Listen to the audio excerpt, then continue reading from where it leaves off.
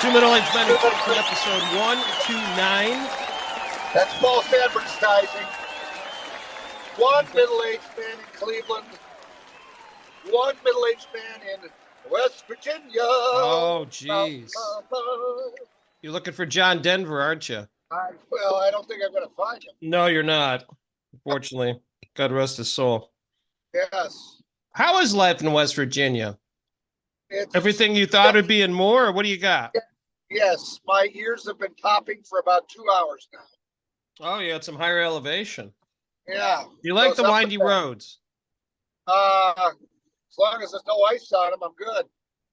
Yeah, they do get a lot of ice. Yeah. Well, just so everyone knows, Ted is on location, but is doing this safely because he is hands-free. That's right. And if he's hands-free, that's for me. That's the way to go. My hands are at 10 and 2 or 9 and 3 or whatever they're supposed to be. 9 and 3. 11 and 1. Yep. Okay. So you're at a 12. I like that. Yes. Before we get into anything, let's do a couple jersey numbers if you don't mind. Oh, okay. This is 129. 29. Yeah, let's go with the Browns. You should get one of these pretty quick. Oh, well, you've got Hanford Dixon. The top dog. Yeah. Any others? There's a couple others. Actually, one other one, maybe you got a chance. Was Eric Turner 29? Oh, he certainly was. Okay. And I'm trying to think if there was a running back, but none come to mind. Am I wrong? There's a running back? No, you were right. You were right on a running back for sure. Okay. Actually, multiple. One guy's still sort of playing, not for us, but still playing in the league a little bit. Okay. Still sort of playing. Man, I don't know. Go ahead. Duke the Johnson. Oh, yeah. Duke the Johnson. James Jackson. Remember James Jackson? He ran around for us. Yeah. Rashawn Salam. Oh, my. Yeah, I know. Jason Wright, another running back. That's what he was from Northwestern.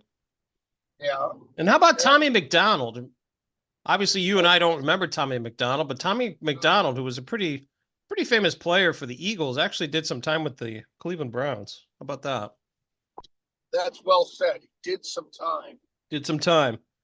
Any well, actually one that you kind of mentioned recently for the Cleveland, obviously at the time, Indians, which would be the Guardians now.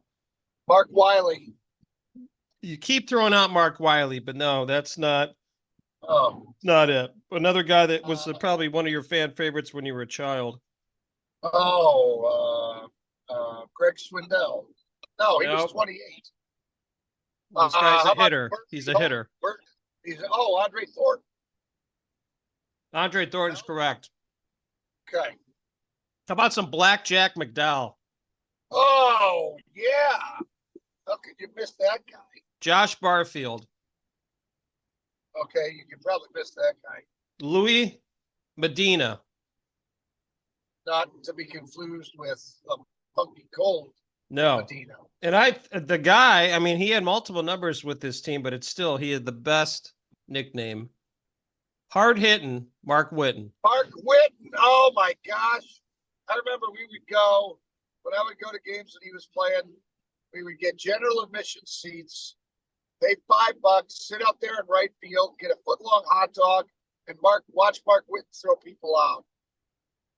Had a very good arm. Right there with the old Corey Snyder. Oh, my God, yeah. The most famous 29 that ever wore the Indians jersey is Jeff the old Newman. Satchel Paige. Satchel Paige. Wow. Very historic. Okay. Well, Ted, is there reasons you're in West Virginia? Are you just joyriding to get away from the family? Yeah, or what do you got going? Yeah, joyriding. No, we had a trade show down in Florida, and somebody has to drive all the equipment. So I drove to Florida, and as we record, I am driving back. So that's all you can at 12 and 9. Yes, absolutely. 12. I like it. 12 and 9.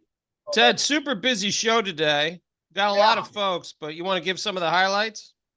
Well, we have a guy from Paris who finds something romantic in Arkansas.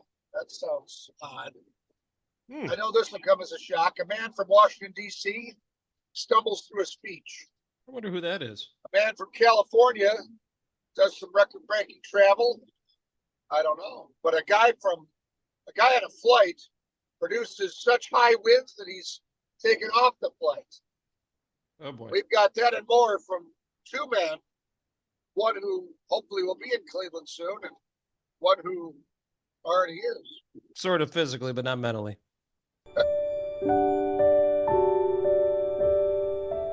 And now, a woman's perspective. How many men does it take to screw in a light bulb? One. He just holds it up there and waits for the world to revolve around him. This has been a woman's perspective. Ted, we got some good news.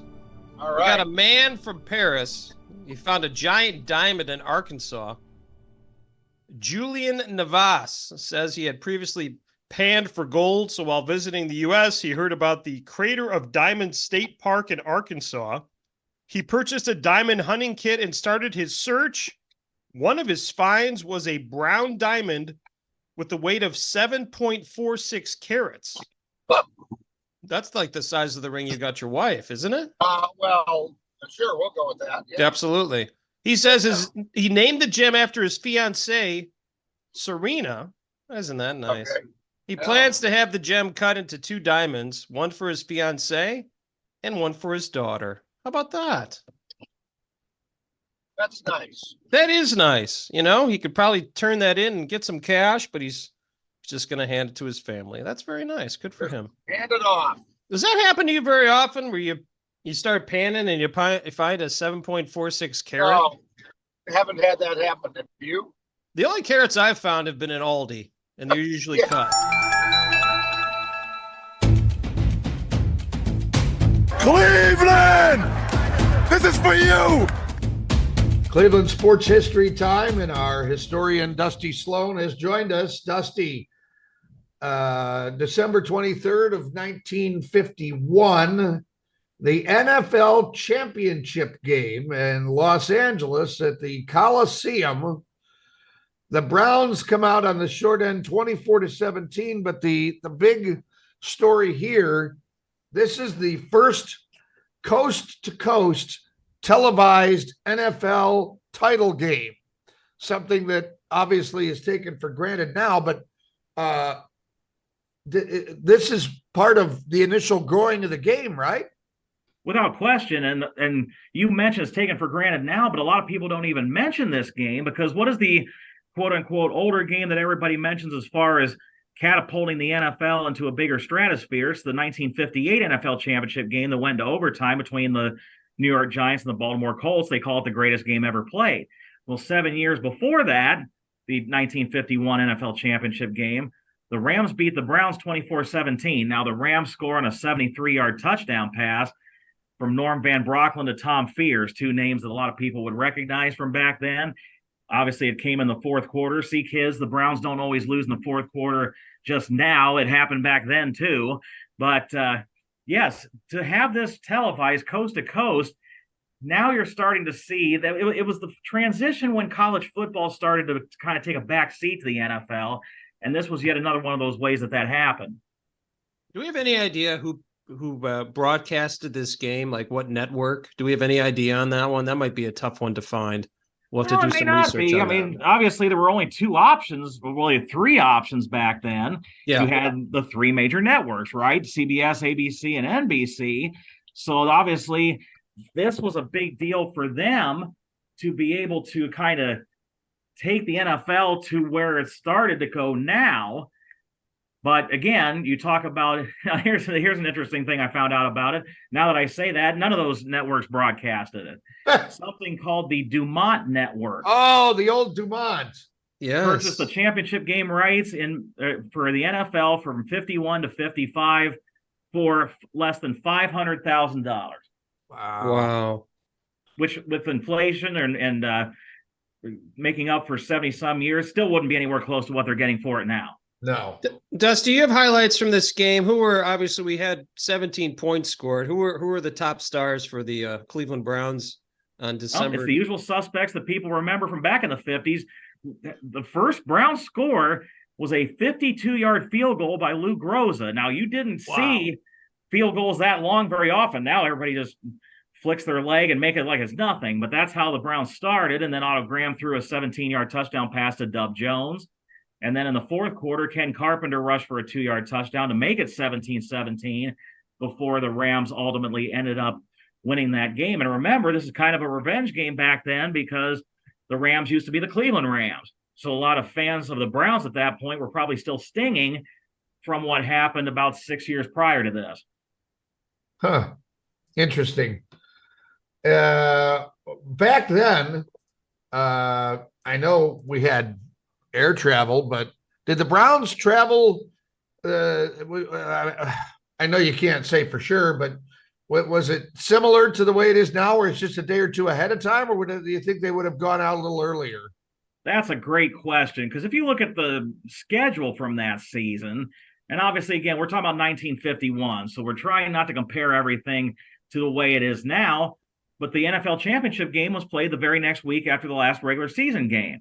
The week before, the Browns won at Philadelphia 24-9, so your assumption would be they would have gone from Philadelphia back to Cleveland, then flew all the way out to Los Angeles and turn it around in just a week's time, where now with the Super Bowl, you've got two. So who knows how early they could have gone out there, or maybe they would have flown out the night before. But in the early 50s, I doubt that was the case.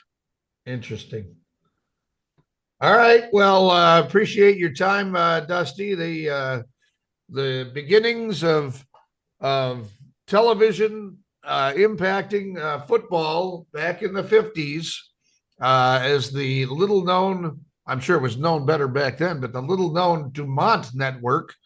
Maybe they're the Amazon of the 1950s. And I don't know. It's interesting. All right, Dusty. Well, thank you. Thanks, guys. Cleveland! This is for you!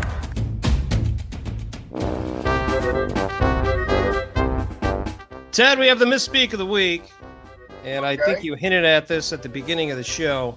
It's a I don't gentleman know who from it could be. Washington, D.C. Huh. His name's President Joe Biden. He was campaigning in Oh. South Carolina over the weekend. But of course, he had an interesting way of starting his speech. Folks, if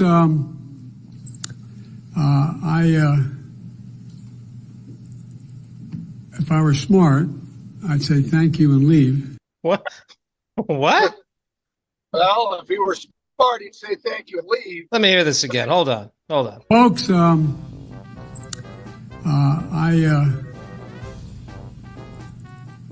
if I were smart, I'd say thank you and leave. Ah, Ted. That's our guy.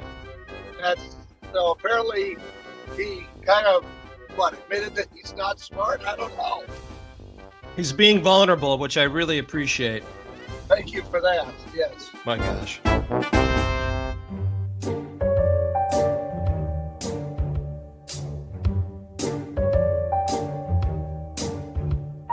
Ted, out and about Northeast Ohio, maybe in the fine confines of the West Virginia area, maybe the Florida area, everywhere that you've been, we're going to give you the latest and greatest of the places you need to be in.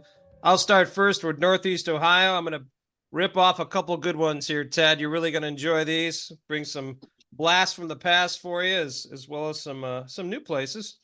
Slim and Chubby's in Strongsville. I think you and I have spent some time there before. Yeah. Dapper Dan's, another dive bar in Strongsville. Had a nice time there. Niners in Brunswick. Romeo's OT. We were taking that in Medina. Great place. Probably be great if there was a few more people there. That's a story for a different day. Okay. Cool Beans. What's one of my favorite places? Ted, I'm not making this up, but I went to the office. I did go to the office in Strongsville. I went there, and it was great. Wow. It's the best name of a bar. Where are you going? I'm going to the office. Going to the office. That's for once you're in the workplace. When you're in college, you want the bar to be called the library. That's correct, and they have that in the Upper Peninsula. Yeah. And then they also have a very good pizza place called A Slice Above. I'm going to be honest with you. I was told by a couple different people Their pizza's good. You know, you always hear that. Their pizza's good. I'm going to leave it at that. So we might have to Okay. take that at some point in time. Fat Ed's in Middleburg Heights. That place, every time I go there, it looks like it's bigger. I don't Okay. know. I just, that place is just unreal. So, Ted, that's the group I had. That's what I did. I also went to Loggerheads, Quaker Steak and Lube in Medina as well. So I've been running around a little bit, out and about, meeting up with some friends and some family. Nice. Ted, I can't wait to hear where you've been Well, in the yeah, past couple days. so both going down and coming back, I stopped in Mooresville, North Carolina. Ate at the Outback there. That was great. Had a steak at Longhorn once. And then while we were in Florida, we went to Disney Springs and ate at a restaurant called the Boathouse. Spectacular salmon there. We went to Universal City Walk and ate at Vivo. I had an amazing swordfish dish there. And also ate at a place called, what was it? BJ's Brew House. Yeah, they have those And all over the place. Those are pretty good. The highlight there are the cookies. It's like a giant cookie, chocolate chip cookie is what I got, with vanilla ice cream on it. Oh my God. Amazing. Good for you. Spectacular. So, yeah, that was, tried a few different places and it was good. Good for you. See, you go on a work trip, you get to try some different places that you usually wouldn't be staying at, or at least going to when you're at home. How about you? That's great. Love it. I'll have to find out what the latest. Maybe I'll call Erica, see what the latest concession food is at some of the hockey games that your kids have this weekend. So find that out. Well, Ted, thanks for being out and about, supporting Northeast Ohio, supporting the Florida area, and I know you support West Virginia. Thanks for doing that. Keep pumping along.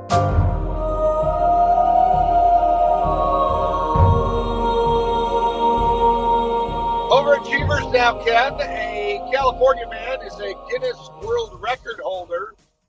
Morton Sorensen has been traveling frequently since the 1990s. He has collected 1,136 hotel key cards. He's keeping the key cards in the hotels. He says he keeps them as souvenirs and stores them in albums alphabetically. Interesting. I guess he wants those memories. I don't know. Yeah. I think if I were traveling that much and I wanted some memories, I'd probably take some pictures. But Picture's good. You would Yeah. try to keep up with Sir Morton, but unfortunately, most of the key cards you gave to women when you're on trips, so you can't get those cards back. can't get those back. We No. don't. I've I never don't had know that what those problem. are. Don't know where those are now. Well, we have another wonderful overachiever, and this is Macy Davis out of staying in California. Macy Davis Sutherland now owns the world record for the longest female arm hair. God, that's super sexy. A stand from her upper right arm measured 7.24 inches. Oh, This record was set in December. The hair was first noticed by her friend's brother in 2012. He wanted to pluck it, but she didn't allow it, and now she has a record to show for it. I mean, as you get to be an older person, yeah. there's times where you're busy and you notice a long hair. Has that happened to you? Usually on your ears, is that correct? Yeah. Oh, yeah. That's like you got this ear hair and whatever. It's like, okay, I got to take care of this. Yeah. Would you allow a 7-inch long hair on your arm just for a world record? Would you be able to do No. that? No, and I wouldn't wait 11 years to have to grow. Maybe 11 minutes would be about as much as I'd wait. That sounds about right. Wow. Yeah. Yeah. Well, as we know, they do some different things in California sometimes. They're Well, there's collecting one. hotel key cards and they're growing long arm hair. Can you imagine? So this woman, you go on a date with this woman. Mm. So tell me something unique about you. Oh, I have a Guinness World Record. Really? For what? Oh, see this over here? I have the world's longest arm hair of any woman in the world. I mean, would you post that on your dating app? Just put that on there. I have long arm hair. I would have 2 words for her. Check, please. Time for our favorite person to talk about sports betting. That, of course, is John Ryan from the Predictive Playbook, and you can find him at thepredictiveplaybook.com. John is coming off a 10-unit, I repeat, a 10-unit win, taking the Kansas City Chiefs, who were victorious in the game. And you were so close, John, on your bet with San Francisco. I was rooting. It just didn't come through. But here we go. I've been walking around town, and there's so many people with their heads down. And I asked one guy when I saw him today, a couple days ago on the square, what's wrong? Football's almost over. I'm like, yeah, I know. You got one more game. But, John, talk a little bit about as we look forward to the Super Bowl with the Kansas City Chiefs and the San Francisco 49ers. Obviously, many different people will be placing bets. As you look at this game, and obviously we always promote safe betting, what's the safe way to look at this game? What's your thoughts so far as we're about 2 weeks away? Well, I probably will have a bet on it, but the best advice I can give is don't bet the game. This is not the game that you wait all year to bet big and go for it, so to speak. You should never go for it, but too many people, and the history is there. Unfortunately and sadly, the greatest day or greatest night of domestic violence is Super Bowl after the Super Bowl is over. Not suggesting anybody that is watching this would have that happen in their lives and pray that that doesn't happen. But, there's one thing that happens. People tend to overindulge, not just on food, but, the alcohol, anything else. And then you add a monetary loss that is life-changing, and you have the seeds for something really awful. So it's supposed to be fun. It's supposed to be a celebration. I remember a couple years ago, we hosted a Super Bowl between the Patriots and the Falcons. And I'm kind of a quiet Patriots fan. I still wear the garb, when I go hiking and stuff. And every once in a while, an Eagles fan that's on the trail will tease me, of course, when they see the Patriots and say, boy, you guys suck this year. Well, so what? It's supposed to be entertainment. You have the thrill of cheering for somebody. And I always like the next man up mantra with the Patriots over the years. But in this Super Bowl, as you know, the Falcons got out to a 21-3 halftime lead. And at halftime, unbeknownst to me, our guests were going up and asking if they should leave to my wife. And it just, once I got wind of it, I was like, what is wrong with you guys? Like, this is entertainment. I'm not going to throw a chair at the TV because I'm a spoiled brat that's not going to win the Super Bowl this year. I mean, come on. That's funny. So then we sat down and, even my most devoted Eagle friends, they would never cheer a second for the Patriots, right? Yeah. They were sending me like somebody had died, like condolences, and well, there's always next year, and the referees really are taking the game away from you. I couldn't believe it. But my oldest son was the only one that texted me and said, don't give up on him yet, Dad, because if there's any guy in this universe that can bring him back, it's him, meaning Tom Brady, of course. And lo and behold, when I saw it unfolding before my very eyes and that Atlanta defense was on the field for so long in that first half because they were scoring so quick, I thought, you could just see this happening. And I turned my phone upside down so I wouldn't get texts. I didn't get up out of my couch seat because I didn't want to, like watching a perfect game in baseball. Yeah. You got to keep everything the same. But anyway, it's supposed to be a festivity like that, where, you expect the unexpected and celebrate it. 100%, John. I completely agree. It's supposed to be a lot of fun, and obviously they'll have more viewers. I mean, geez Louise, John, for the ratings for the game in Kansas City which I think a lot of Taylor Swift fans were watching because of the whole thing with Taylor Swift and Kelsey. There was 56 million people that watched that game. That's just the AFC champion. So how many people you think are going to watch that Super Bowl? I mean, it's got to be close to probably almost 70 or 80 million at least. I was going to say 80. That's crazy. It is crazy. That's and Usher is crazy. the halftime, so that could bring in even more. Yeah, of course. Well, John, I know you usually put a lot of different trends into different games. As you mentioned, you gotta certainly have some bets for the game and things like that, but you're just looking at it as a regular football game. But what kind of trends could you bring to our viewers as the game approaches in 2 weeks, of maybe things to consider when you're placing your bets? Yeah, that's a great way to start it, Ken. With the here, let me just get these trends right here in front of me. With the Super Bowl, there's a lot of trends that people are going to see, and this is just the tip of the iceberg. I run this every year and send it out to the clients around Tuesday or Wednesday. And the week prior to, because we have that 2-week layoff now, there was one year, I think 2001 maybe it was, that the Super Bowl did not have a week off. You're right. Yes. It was the next week. Yeah. So, starting with the simple ones, there's one that's 16-2 against the spread that you simply bet on the team that has the worst win percentage. In other words, they haven't won. Their win percentage of wins to losses is less than the opponent. So you would think that would be the team that's not as good, but sometimes the market overreacts. Whether this is a good one that you can rely on, I'm not sure. I think it's more like, wow, isn't that cool, 16-2? Because as these trends mature, they tend to go the other way. That doesn't mean you're going to bet on the Chiefs because they have the better win percentage, but it's kind of there, and it has been, almost unbeatable just from that standpoint. But I don't think any of us would put money on just one trend. That's kind of not a good way to bet anyway. Favorites are 11-11 straight up, 7-15 against the spread, 32%, 10-12 over under. So that supports a consideration for the Chiefs.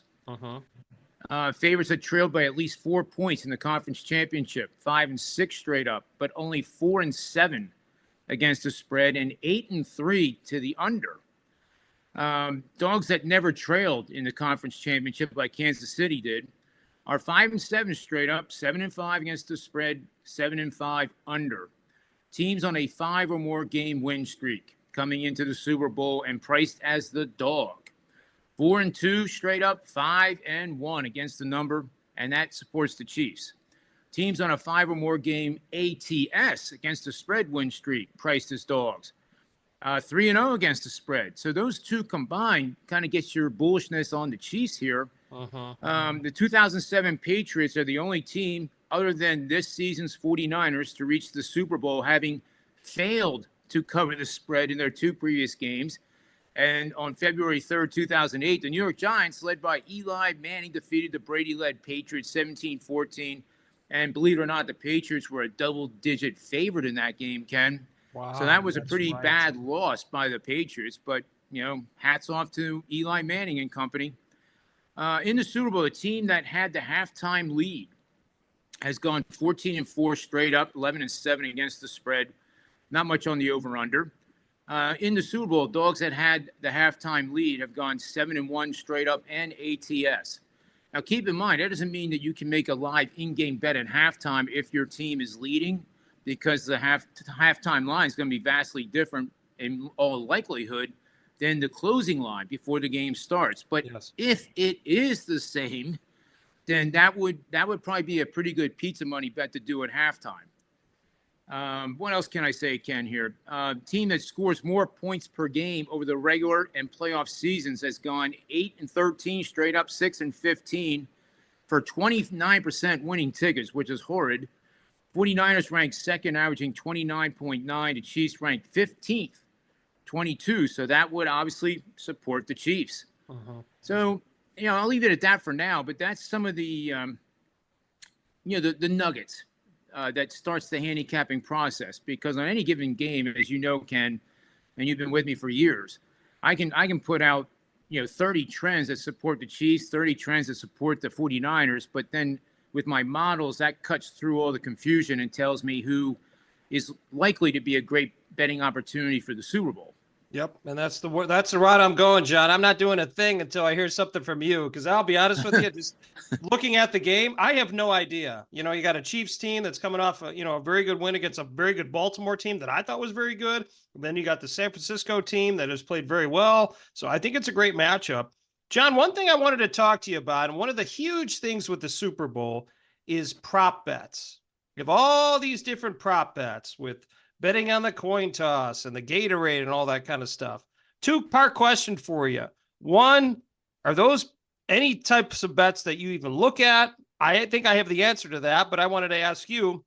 And then number two, is there maybe some players or anything like that, some player prop bets that maybe you take a look at a little bit more just because it's one game and you could dive deeper into the information and things like that? Just interested on your thoughts. Sure. We did some prop bets over the weekend. They went 3-4. They actually lost a few pizzas, but the week before that, in the divisional round, they did pretty well. So, I mean, if you want to throw away $10 and bet on the length of the national anthem, all the power to you. Go ahead and do it, and have fun sweating out the last phrase of our national anthem. But there's better opportunities than just the coin flip and the national anthem and what color the Gatorade is going to be. But it's all fun, right? That bet $1 on the national anthem if you want to. Sure. That way you can't get yourself in trouble financially, and you're just having fun. I mean, who can predict what's going to happen with the color of the Gatorade and how long the national anthem is going to last? It's kind of unpredictable. Similar to a coin flip, I guess. Yep. But there are player props like in the matchups. We can definitely make a case here that both teams are going to run the ball. So you want to take a look at the running backs on both teams. We had the over on Pacheco that went over the total, obviously 63.5 rushing yards, I think it was. He didn't go over by much, but he almost had that much at halftime. Yeah. So that was a kind of a no sweater, if you will. Kelsey won our prop bet in yards of reception. And that was one that I really liked because it just seemed like the main media outlets, Ken, were saying that Kelsey's going to be shut down. Taylor's going to be crying. And he's not going to have much of a game because of that defense. But tearing into the defense, the one Achilles heel for the Ravens is the tight end position. They gave up a lot of fantasy points, too, to tight ends over the year. So that was the reason why I jumped on Kelsey, because I thought it was vastly undervalued. Now, with the prop bets aren't out, all of them yet, but maybe we can revisit this next week, Ken, with another quick show if you have time. Absolutely. And we can really dive deep into them and pick out the ones that I think are worth taking to the window and betting.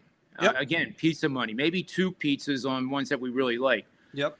Keep in mind, too, that in the Super Bowl, the public is going to bet favorites and overs, especially in prop bets. Nobody is going to bet under Mahomes' passing yards, under Purdy's passing yards, under touchdowns scored by Kelsey. It's all going to be over, which is fine. But the books anticipate that, and they will inflate the lines to where they want to have equal action on both sides. So they have to inflate it more than what would be normal for a regular season game. So Kelsey's receiving yards might be 85, when in reality, the real line would be probably closer to 70. So it gives you an opportunity to bet unders, which is, I know it's very hard to do on a prop bet. You want to bet the over because your team is going to kick butt, and that player is going to be the hero. Yep. I think another one that's interesting is betting the MVP. And, normally that goes to a quarterback, but there's been in recent years some tremendous value taking defensive players. So what if one of the linebackers on the 49ers has 2 interceptions and a pick 6? Uh-huh. And they win. Yeah. It's like that. And you would get probably, 12-1 for a defensive player, probably minimum. Yeah. So, throwing $5 on that ends up being fun, especially if the guy picks one off in the first quarter. Yep. Field goals is one that I normally do every year. I don't know if I'm going to go over or under, obviously, because I haven't run the model yet, but that one has been the most consistent breadwinner. It doesn't win every year. And lastly, and I say this very humbly, Ken, but for whatever reason, I'm 22-5 against the spread in the Super Bowl. Now, before Really? everybody gets excited about that, I've had some very, very lucky wins. Let's talk about the Patriots in Seattle Oh, when they lost their minds and forgot that they had one of the best running backs in the NFL that year on Yeah. 3rd and 1 from the 1 with time running out, and we all know what happened. We got the interception. So none of my research said, oh, yeah, by the way, we're going to have a pick at the end of the game that's going to salvage the win for the Patriots, and that's why you're going to bet them. That was a lucky win, and there's been several of them. Realistically, I could have easily been, maybe 17 and 10 if I didn't get those lucky breaks. So I just wanted to put that in perspective, too, that 22-5 doesn't mean I have a crystal ball. well, John, it's still impressive. Just take the wins and you say thanks. That's the way I look at it.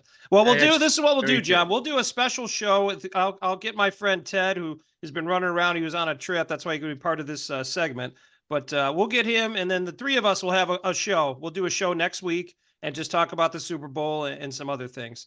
Sounds John, great to I have me. one bet that I think I might suggest to you. And I've looked at this, and it's based on the past couple weeks, and it's actually a rushing yards bet on Brock Purdy. I placed a bet on him already, and I think the line right now is at 12.5. I got him at 11.5 over his rushing yards. People don't realize this. He had as many rushing yards last week as Lamar Jackson. And I think that's going to be a big part of that game because obviously Kansas City's defense is better, but if he can get some extra yards, I think there's a really good shot of him giving over those yards next week. So I agree 100%. I don't. That just seems way low. Yeah, I just looked before we started recording. It's at 12.5. I mean, Mahomes is actually not a bad bet either. He's always one to run, and his is a little bit higher. He's at 25.5.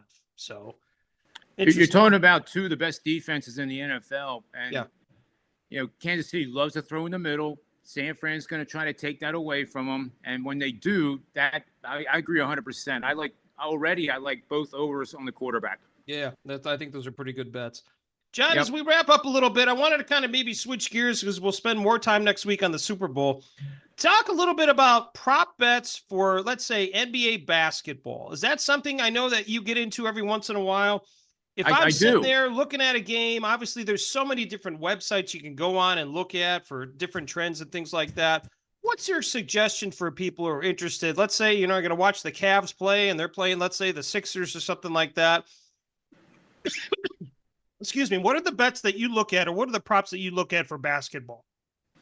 Well, it's generally the marquee players or the other end of the bench, meaning that not just the first guy in, the sixth man, but the second unit guys. A bet last night, in matter of fact, with the Sixers resting both Maxey and Embiid. Embiid didn't play Saturday in Denver, and that was a last-minute call. I saw the line jump up to 13.5, and I knew everybody did that. Obviously they're not playing. Yeah.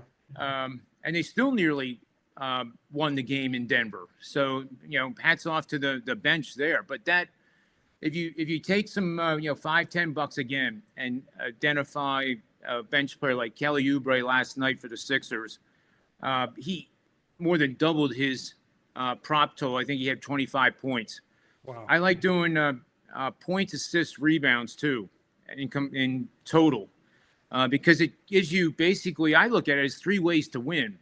Now, I just got done preaching about not doing overs in the Super Bowl props, but doing overs on some of these, total points, assists, rebounds are really good opportunities. For example. If Embiid, for example, I'm stuck on the Sixers here. If he comes off a bad game, a bad game is probably less than 40 points, assists, rebounds. Yeah.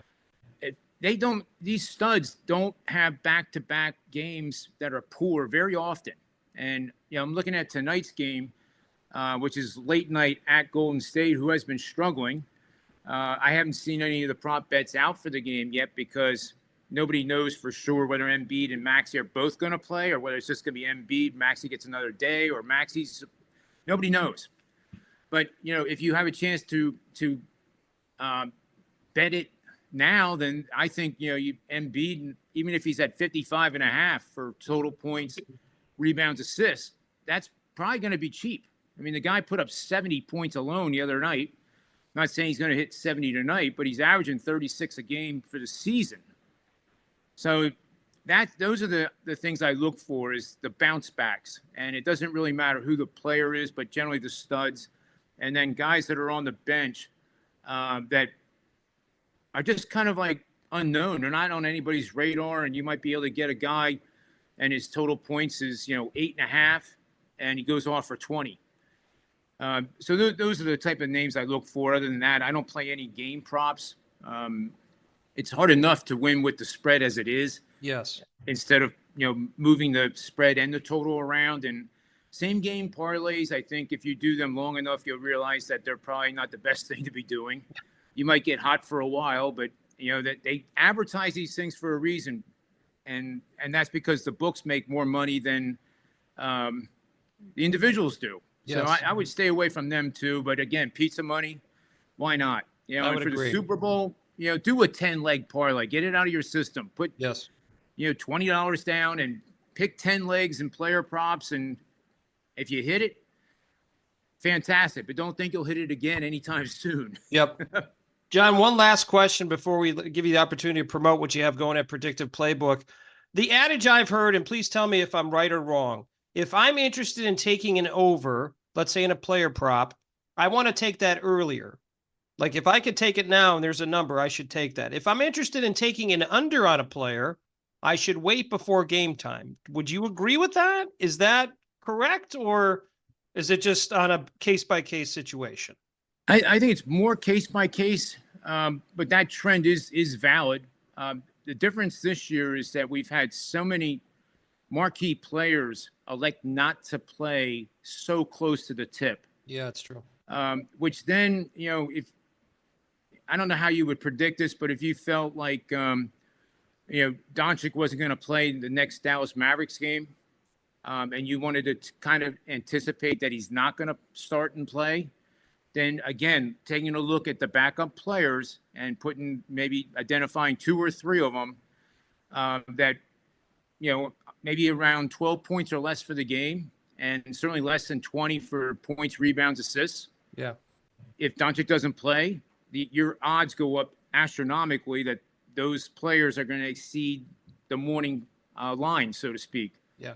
So that's how I kind of look at those. But there's nothing wrong with betting early overs in the NBA on any player. There's definitely nothing wrong with that. So I don't want to mislead my little dialogue there in saying that the trend that you mentioned is not valid, because it is.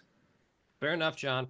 John, as always, it's like a learning lesson. It's learning from the professor here. What do we have going at Predictive Playbook? How can people jump on? What's some of the other? Obviously, you exceed and do extremely well in football, but you also have had great success in college basketball, NBA basketball, things like that. Talk about that for the listeners. Well, thanks, Ken. Every sport right now is showing profits, which I'm very proud of. After all, I've done this for 29 years, so we would expect that kind of experience to bring some greater results.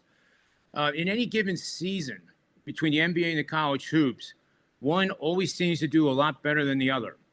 The last 3 seasons previous to this one, Ken, I hit 64% over at Wager Talk and Sports Memo, documented by them. This year, I'm 47-30 for whatever that is. I'm sorry, that was college hoops. 47-41 with 2 pushes, 55% winners in the NBA. I went 0-2 last night.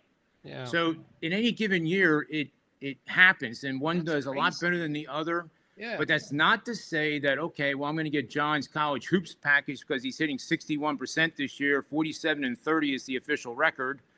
Had Holy Cross last night, which won outright as a dog. That Great seems to be win. cooking pretty good, but Yep. it's Great the win. package of NBA and college hoops together that really produced the greatest results in trying to figure out which one is going to do better. Yep, absolutely. No, that was super exciting last night. And once again, John, I'm watching games I would never watch. Did I ever think I'd be watching Holy Cross? I'm not an alum or anything like that. I'm sitting there. I'm like, oh my gosh, I'm almost pulling my hair out. It was so funny, but no, it was a great win. John, what predictiveplaybook.com, if people want to jump on board and buy one of your subscriptions, how do they do that? They can direct message me on the X at John Ryan Sports, the number 1. Running a couple specials now for ahead of college March Madness, where you can get the whole package for about 50% off, in fact. So if you're interested in that, then just send me a message, express your interest, and we'll get you set up and going. And the research, I promise you, is going to be, I want to say second to none, but what the research does is it tells you why we are putting our hard-earned money behind this bet. It's not just giving you the pick like a lot of other services do, but there's a lot of substance and research behind every pick I release. John, as always, what a great time. Thanks again for your insight. We look forward to talking to you next week. Ted and I will have a special show just to talk about the Super Bowl and obviously some other things with sports betting, once again, to make sure people are doing all things safely, but certainly putting down bets that they have a chance to win. John, before I let you go, as always, I would love for you to close out our segment with my favorite sayings. It's always remember, folks, bet with your head and not over it, and may all the wins be yours. Thanks, John. You're welcome, Ken. Thank you. The most trusted name in journalism, Klopp's Clips.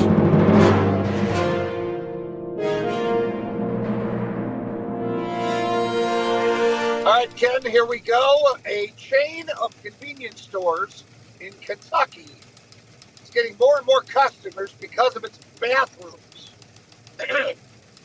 More accurately, one of the features of the bathroom. 6 pop shops in northern Kentucky have a giant red button in them, and the button says, "Do not push." Now, a winking photo of the store mascot, Popper the Frog, on a sign near the button lets customers know that they actually should push the button. Well, I'm sure you're wondering what happens when you push the button.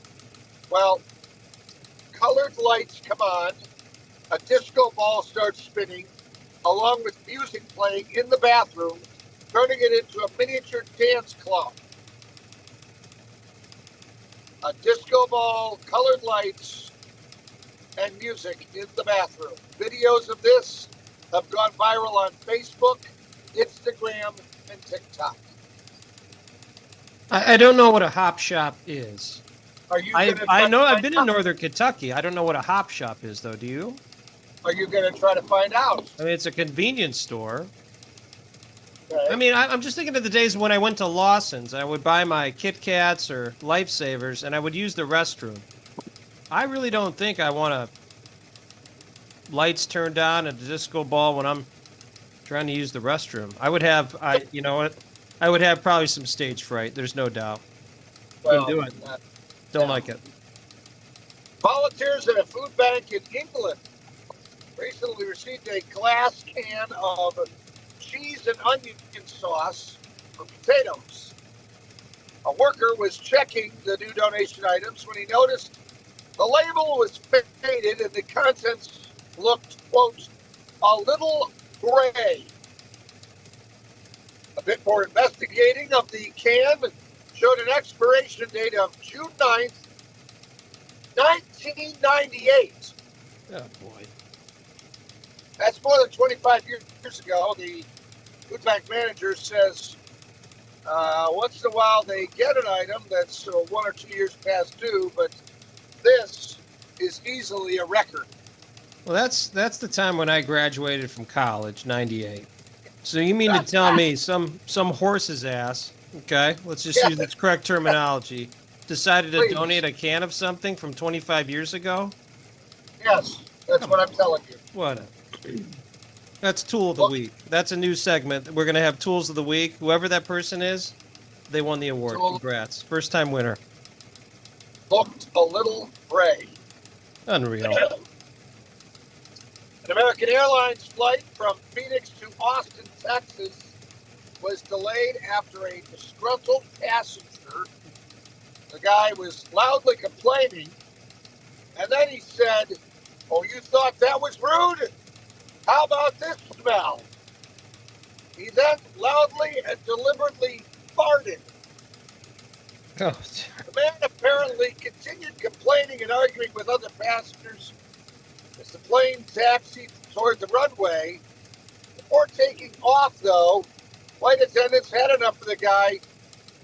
The plane turned around, went back to the gate. The guy was moved from the plane, and eventually the flight took off. well, it seems like that guy was a good time.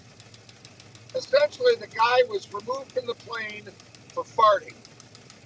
Pretty much. How I about hate to that? say, I don't think we know the whole story. It seems like there's something else Well, involved. I'm going to guess there might have been some alcohol. Oh, that's a good call. Yeah. That's a good call. I don't know. That's what I was thinking as well. By the way, for those of you married, single, whatever, looking for love as Valentine's Day comes up, Ken, maybe keep this in mind. White Cake celebrating Valentine's Day this year with a special meal kit that brings the tastes, smells, and experience of eating at a White Castle right to you. Wow. The $49 White Castle Love Kit Oh, includes 12 sliders, 4 original, 4 classic cheese, and 4 jalapeno cheese, complete with preparation instructions developed by White Castle's food experts to recreate the signature steamed taste of sliders when you actually buy them at White Castle. The kit also includes dill pickles to top the sliders' taste, 12 Valentine's Day themed slider boxes, a White Castle scented candle, and a collection of exclusive Craventine cards to share. You can order this at, get your pens and pencils out, houseofcrave.com. The pricing does include shipping, and the kits should arrive by February 12th. I want to know what the scent of the candle is so that it smells like it's a White Castle.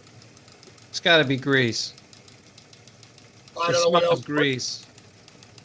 Yeah. That'd be amazing. This is actually, it's humorous, but this is actually not a bad idea. I bet you they're selling a few of these things here. Would you, if you were in position to, would this be a consideration for a Valentine meal for you and a loved one? Or Boy, I'd have to think about that. I think my son might like it because he's eating like a horse. Other than that, I don't think so. If there was someone I was speaking with or spending time with, I don't know how much they would have an interest in that. In all honesty, I would just rather just take them somewhere and watch them eat the food as opposed to bring it to me. But I know they're trying to make it impotent. No, that's not the word. Intimate. How about that? Maybe you would be impotent if you didn't do this, but if you did, you would not have that problem. Maybe this fixed ED. I don't know. Is this something you're going to get for Erica? oh God, no. If I do, I will be. But You.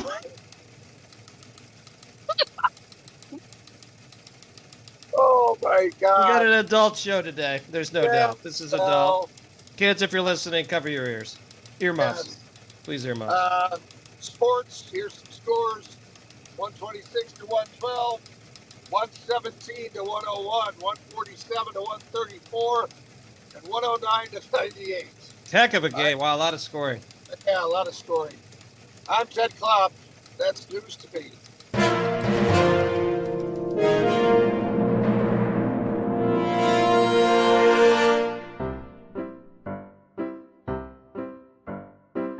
Oh no, not a dad joke. Knock, knock. Who's there? Spell. Spell who? WHO. That joke was horrible. Again, we're coming to the end of episode 29, Two Middle-Aged Men in Cleveland. I got to tell you, while I was out of town, my wife had a bad cold and lost her voice. And Really? I'm not kidding when I tell you. It was one night, yeah. It was one night we were talking to her, and she sounded a little like this. And I said, wow, She said, what? I said, you sound like Mickey Mouse. She said, what do you mean? And I said, oh gosh, I don't know what I'm going to do with these boys. And you know what she did? I can imagine, but you're going to tell me. She hung up on me. Can you believe Of course that? she hung up on you. Yeah. That's what happens. You're not going to deal with that foolishness. Oh, apparently not. My gosh. That's classic. Yeah. So that was one of many little highlights during my trip. How's Any- Cool Beans? You know what? I haven't worked. Oh, It's been slower. And obviously for me, it's a second job, and I've been doing it for socialization purposes as opposed to making money. And I've always told my boss, who's one of the best, that, hey, have everyone work before me. 2 weeks ago, I basically was let go early. oh, I don't know if that was because of poor work, or I think it was just because it was slow. So don't worry. Things are going to be picking up here in 2 weeks. We got the Ice Festival, baby. Come on Okay. out. Come see those statues on the square. It'll be very interesting. In all actuality, it's one of my favorite things to see these guys with chainsaws make these sculptures in ice. It's pretty Yeah. impressive. I can hardly write my name or like draw a stick figure, and this guy's making, you name it, they're doing it. It's pretty nuts. So there's an ice festival, and you'll be helping at the coffee shop. Does this mean you might be providing some iced coffee? there's always a possibility for iced coffee, along with lattes, Americanos, and the host of other things that I don't know how to make. So yes, Okay. nothing right. gets me more excited than when someone orders hot chocolate. Because guess what's in hot chocolate? Chocolate? Hot chocolate. And that one is Yeah. pre-made. Yeah. That's a beautiful thing. Just pour it in the cup and warm it up. That's my favorite drink to make. So Have you either written anything ridiculous or seen anything ridiculous written on a coffee cup since you worked there? no, we don't actually put names on there. We just put the code of what we're supposed to make. So no. Oh, okay. And then I got yelled at, which was justifiable because I was putting way too much information on the cup. I was actually writing latte. They're like, you don't have to write all that. Just write an L. Okay. Okay. However, I would like to report something else as we close the show today. Please. I think there's another segment that I could begin with our podcast, and it could be called The Experiences I Have at Planet Fitness. Oh. So this past weekend, Yes. I got the workout in on Saturday. I like to go there early. By the way, this is not to say anything negative about Planet Fitness. It's just some of the folks and characters that go are interesting, to leave it at that. I usually go about 6:15. On Saturday, I like to sleep in a little bit, so I went in the afternoon. And there's days, one day I'll do weights, the next day I'll just do cardio. I like to try to mix it up. And so I was using the elliptical machine, which for me is great. One, I can't really run much anymore because I'm clinically obese. But two, I could get the lay of the land across the room and see all the different exercises and just kind of people watch a little bit. Not in a creepy way, just kind of see what's going on. Right. This past Saturday, I'm going to be honest, it is one of the strangest things I've seen. There was a gentleman there. I'm not going to describe him. He was pretty well built, in good shape. A lot of people do like supersets, so they'll do one exercise and then right after that they'll do something else. I've seen all that. That's cool. I've done some of that stuff before.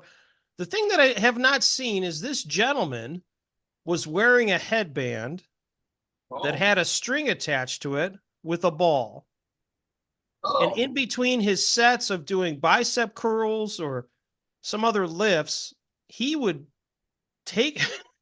stand up, and then this ball would be in front of him, and then he would just like follow it around and punch it. Now this ball went from the ball was at the end of a string. The string went from the top of his head all the way to the middle of his chest. Yeah. Ted, I'm going to be honest with you. I've worked out a lot. all over. I have never seen this. And let me tell you, this was entertaining.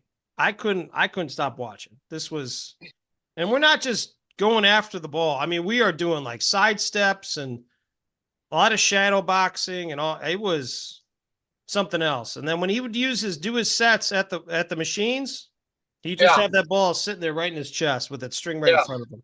I have not seen that before. I thought it was, enough to see people working out in the jeans and all that stuff, which, hey, I have no problems with that. But besides the guy that didn't wear shoes the one day working out, that is one of the oddest things I've seen in a long time. So you want to know something odd? I'm ready. I know exactly what that guy was using and doing. I know you do. That's why I brought it up. Yes.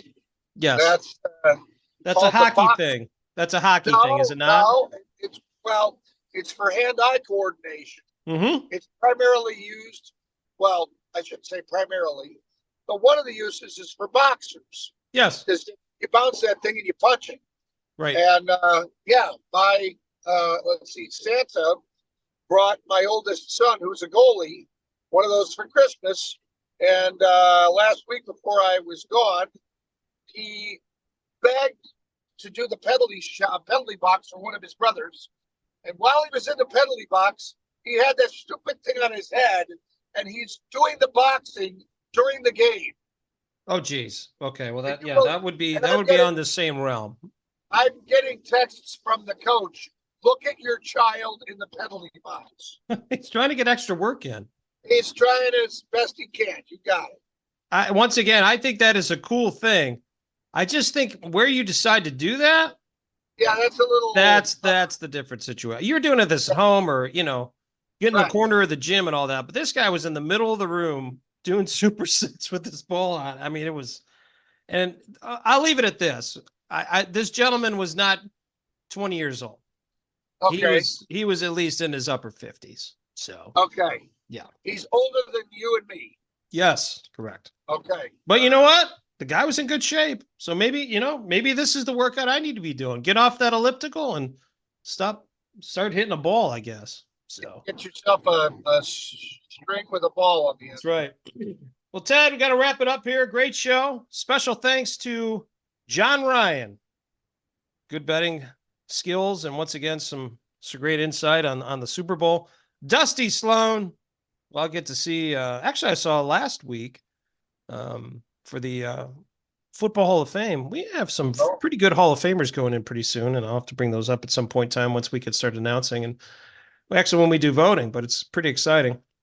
And Ted, special thanks to you. I mean, once again, above and beyond for our audience that you can do this podcast while you're bringing it on in from West Virginia. Any wild animals or anything like that you've seen while driving around? Well, one could say that any animal or person you see in West Virginia would be considered wild, but no, is the short answer. No, I am currently 28 miles from Parkersburg and 40 miles from Marietta, Ohio. So I will soon be back in the Buckeye State. I love it. Well, safe travels. Thank you. Use your mirrors. Take breaks. Just be safe. We need you very soon. And Ted, till next time in 2 weeks, just remember, we're two middle-aged men in Cleveland. Two Middle-Aged Men in Cleveland is sponsored by Westminster AV, custom audio-visual packages for all occasions.